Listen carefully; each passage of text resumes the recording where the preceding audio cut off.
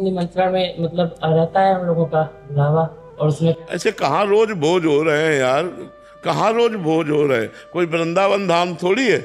गांव गली में तो कभी कभी किसी का ब्याह हुआ तो करवा दिया, ले रोज भोज कहाँ हो रहा है गांव गली में? कभी ऐसा हो तो चले गए, राधा राधा खाया, क्या चला गया? प्याज लहसुन वाला रहता है तो इसी। नहीं, प्याज लहसुन वाला तो भक्त को नहीं पाना चाहिए, क्योंकि वो तमोगुणी होता है। तो वो बता दे भाई कि हम प्याज लहसुन नहीं पाते हैं, तो बात है। नहीं तो जैसे गांव में हमारे प्याज लहसुन पड़ा निमंत्रण होता था जिसमें भोजन बनता था, तो खीर में प्याज लहसुन नहीं होता, गुलाब जामुन में प्याज लहसुन नहीं होता। तो हम बैठ गए पंगत में और बस भाई ये रख दो। अगर वो एक गुलाब जामुन एक कटोरी खीर दे देता पर्याप्त, तो भैया हम उसको पाके अपना निमंत्रण भी पा लिया। बहुत बुद्धि से काम लेना चाहिए। हाँ, पूरी खीर और क्या बढ़िया। पूरी में कोई प्याज लहसुन थोड़ी बड़ा होता है। हाँ?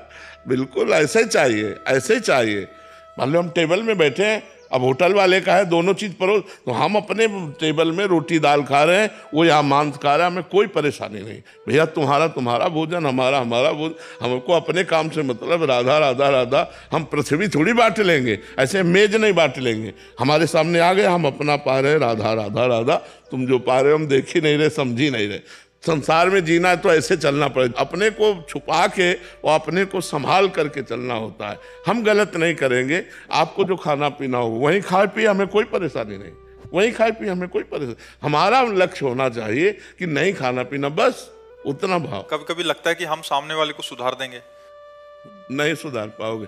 अगर वो सुधरना चाहता है तो सुधर सकता है, अगर सुधरना ना चाहे तो भगवान भी नहीं सुधार पाए, दुर्योधन को कहाँ सुधार पाए? समझा तो रहे थे, समझ पाए? बोले 5 ही गाँव दे दे, बोले सुई की नोक बल नहीं देंगे, बोले अब मरोगे फिर। बोले देख लेंगे, युद्ध होगा। और महाभारत युद्ध हुआ। भगवान ने कहा कि भाई तुम्हारी शर्त थी 12 वर्ष का वनवास और 1 वर्ष का अज्ञातवास, ये पूरा होने के बाद आप पूरा राज्य दे देंगे, अब आप राज्य दे दो। तो बोले नहीं देंगे। बोले आधा राज्य दे दो, इंद्रप्रस्थ में राजा बन जाएंगे युधिष्ठिर, वो हस्तिनापुर में आप हो जाओ। बोले नहीं देंगे। बोले आखिरी बात 5 गांव दे दो। बोले सुई की नोक भर भी नहीं देंगे।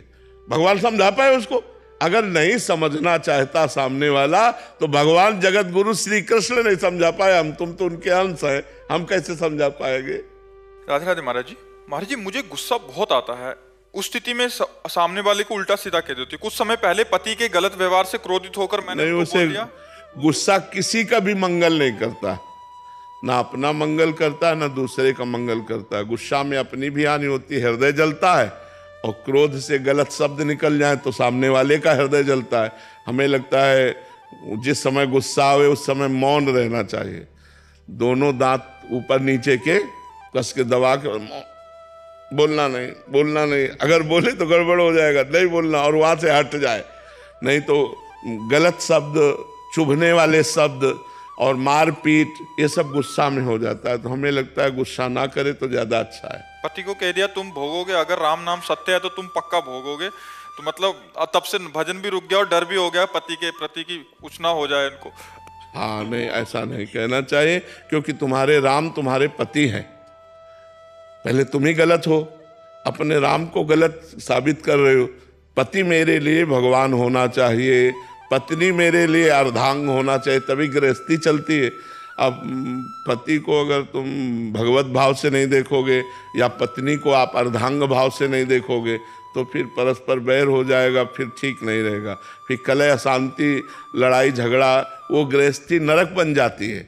जहाँ पति पत्नी में लड़ाई होता है ना, वो गृहस्थी नरक बन जाती है, वहाँ लक्ष्मी टिकती नहीं है। इसलिए हमें चाहिए दोनों को सही ढंग से चलना चाहिए, भगवत भाव रखकर चलना चाहिए।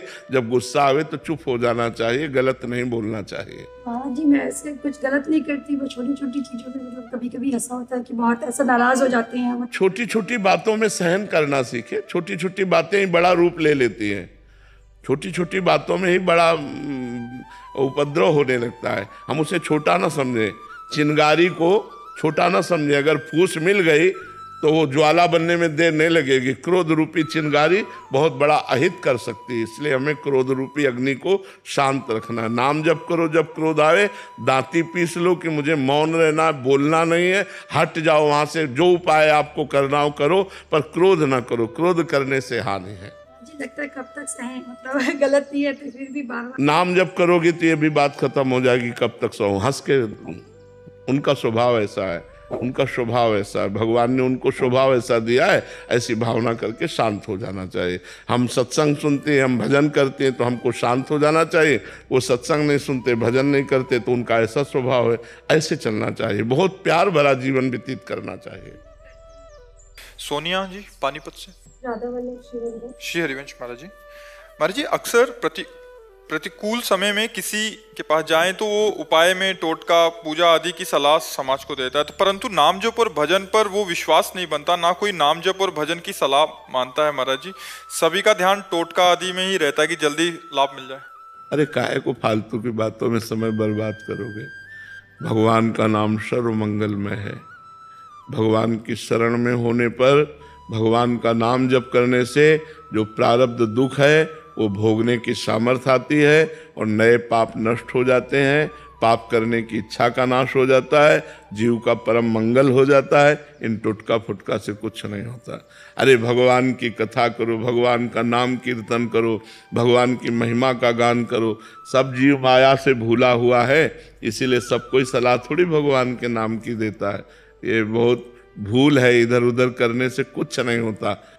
सुनो भरत भावी प्रबल बिलख कहो मुनिनाथ, हानि लाभ जीवन मरण जस अपजस विधि हाथ। ये टुटका से ठीक होने वाला नहीं है, ये विधान है, टुटका से ठीक होने वाला नहीं। भाई मैं हमारी बात मान लो, भगवान का आश्रय लो। सर्व विपत्ति का नाश करने में समर्थ केवल भगवान है, दूसरा कोई नहीं है। हर दुख का नाश करने के लिए भगवान समर्थ है, हरि समर्थ है। उनका आश्रय लो, उनका नाम जपो करो।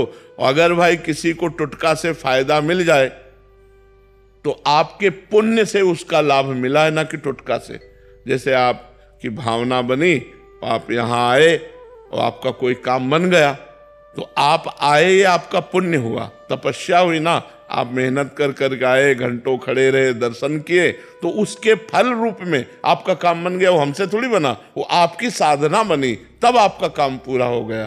तो हमें लगता है कि हम साधना करें, हम तपस्या करें, हम भगवान का भजन करें, जो सत्य मार्ग है उसका हम अवलंबन लें। ये टुटका फुटका से तो मुझे नहीं लगता कि कुछ होने वाला है।